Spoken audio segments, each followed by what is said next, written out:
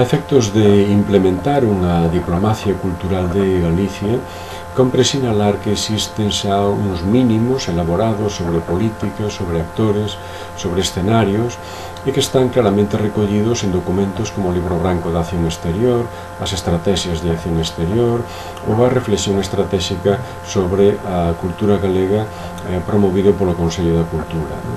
Todos estes documentos compre sinalar que foron elaborados en contacto cos diferentes sectores, aportando, polo tanto, unha visión horizontal e converxente con outras áreas potencialmente interesadas na proxección exterior do país. Todos eles, no seu conxunto, revelan claramente a existencia dunha importante sintonía nos sectores máis dinámicos e máis activos da nosa sociedade e a existencia dunha clara masa crítica a propósito da importancia de promover a acción exterior nos diferentes eidos.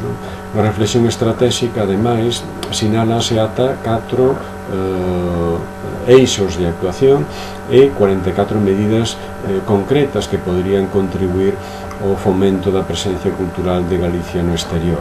Polo tanto, non só unha filosofía, senón tamén unha praxe concreta que pode traducila en medidas de diferente intensidade.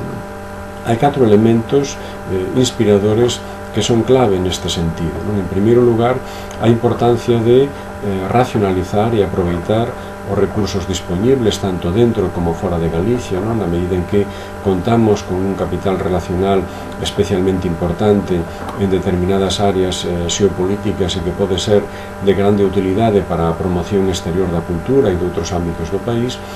En segundo lugar, a importancia da retroalimentación. Outros actores deben interiorizar o valor da cultura para as súas estrategias, de forma que poidan establecerse complementariedades de alto interese mutuo. En terceiro lugar, aplicar accións consensuadas en aspectos de carácter esencial, xa falemos da definición da imaxe de Galicia ou da concreción respecto dos sectores de excelencia. Neste sentido, é especialmente importante non improvisar, pero tamén non sacrificalo todo ao consenso, que non será especialmente doado en todos os aspectos, e tratando de involucrar a tantos actores nunha sociedade tan atomizada como a nosa. E por último, é especialmente importante tamén definir un catálogo de cousas a facer con unha definición clara das prioridades xeográficas e temáticas. Sen dúbida, con esta narrativa poderemos chegar a ser mínimamente operativos para lograr esa proxección exterior da industria cultural galega que arelamos.